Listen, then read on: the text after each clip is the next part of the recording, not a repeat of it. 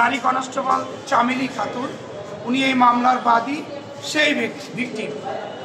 তো যদি কোনো মামলায় একই ব্যক্তি বাদী হয় এবং ভিকটিম হয়, আপনারা জানেন যে তারা অন্য স্বীকারোক্তি প্রয়োজন করে না। এরপরেও আজকের মামলার আসামি কনস্টেবল শাফিউর রহমান, তার সাথে যেহেতু তার দীর্ঘদিনের অ্যাফেয়ার্স ছিল, দুজনেই নীতিগতভাবে তারা সিদ্ধান্ত নিয়েছে যে একজন আরেকজনকে বিয়ে করবে, এবং আমরা এই বিষয়টা বিজ্ঞ আদালতে উপস্থাপন করেছি যে তারা বিয়ে করবে।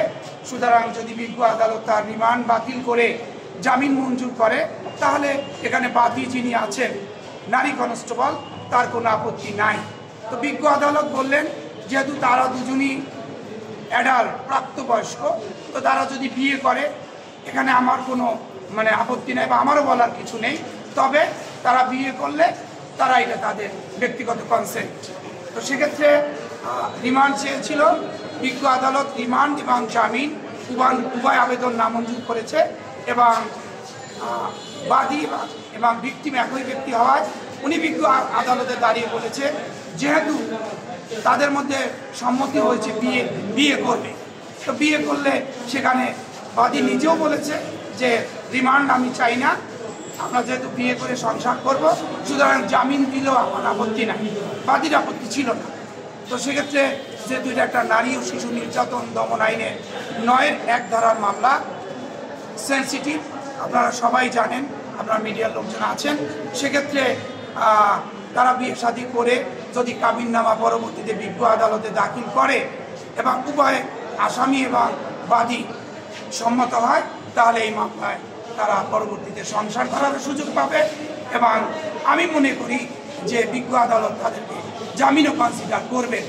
আর আজকে জামিন এবং রিমান্ড উভয় আবেদন নামঞ্জুর হয়েছে। বিয়ের বিষয়টা এভাবে সম্পন্ন হতে পারে যদি এই আদালত ছাড়া আমরা যেমন উচ্চ আদালতে যদি যাই, উচ্চ আদালত যদি সম্মতি প্রদান করেন, ইয়েস আসামিকে নিয়ে আসেন, আসামির উপস্থিতিতে যদি এখানে বিয়ে করে কাবিননামা বিজ্ঞ আদালতে দাখিল করা হয়, সেখানে আসামিও যদি স্বাক্ষর করে, বাদীও স্বাক্ষর করে, এই কাবিননামাটা বিজ্ঞ আদালতে আমরা দাখিল করি, দেন তাদের মধ্যে জামিনে আর কোনো সমস্যা থাকবে বলে আমরা মনে করি না, এবং তাদের ফিউচার কনজুগাল যে লাইফ, সেটা সুন্দরভাবে লিড করতে কোনো আইনগত বাধা থাকবে না। রিমান্ড চেয়েছে, সাধারণত রিমান্ড জামিন একদিনে হয় না।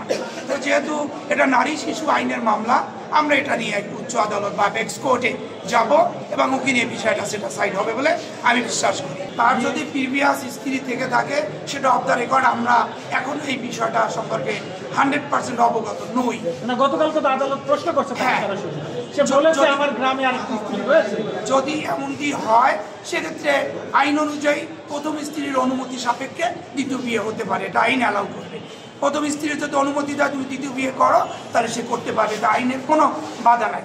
1961 সালের মুসলিম পারিবারিক আইনের এখানেও এটা রয়েছে, এবং নারী ও শিশু নির্যাতন আইনের যে ৯-১ ধারার মামলা, সেক্ষেত্রে সে আসামি বেনিফিট পেতে পারে, এবং তারা ইচ্ছে করলে যদি উভয়ের সম্মতি দেয়, তাহলে সে সুখে শান্তিতে তার ভবিষ্যৎ স্ত্রীদের নিয়ে সংসার করতে পারে, তাতে আইনগত কোনো বাধা নেই। খালাস একটা ইস্যু, জামিন আর একটা ইস্যু।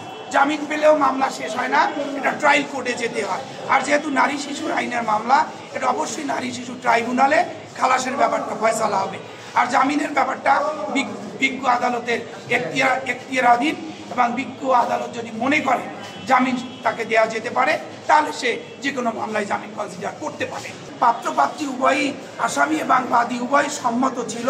যদি বিজ্ঞ আদালতের প্রিভিজের মধ্যে এই জিনিসটা সম্পন্ন করতে হয়, বিজ্ঞ আদালতের অনুমতি লাগে, তো আমরা মনে করি যে তাদেরকে কোনো এক সময় দুজনকে উপস্থিত করে আমরা এই বিষয়টা ফয়সালা করে নেব। 20 লক্ষ টাকা উনি প্রাথমিকভাবে চেয়েছিল, কিন্তু পরবর্তীতে উভয় পক্ষের এবিলিটি, তার চাকরির স্ট্যাটাস সব মিলে 15 লাখ টাকা ধার্য হয়েছে। 15 লাখ টাকা এই বাদী, এই ভিকটিম বিয়েতে রাজি হয়েছে, এবং যে কোনো সময় যে কোনো পর্যায়ে যদি বিয়ে হয়, এই বাদী ভিকটিমের বিয়েতে কোনো আপত্তি নাই, কিন্তু দেনমোটটা 15 লাখ টাকা নির্ধারিত করতে হবে।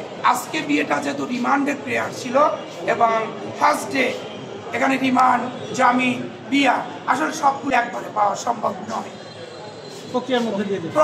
প্রক্রিয়ার মধ্যে দিয়ে আমাদেরকে আগাতে হবে এবং সেক্ষেত্রে প্রসিডিউর আছে, ওটাকে ফলো করতে হবে। আমরা আজকে যদি সার্টিফাইড কপি পাই বা কালকে দিনের মধ্যে পাই, day after tomorrow we file this case to the district of session court.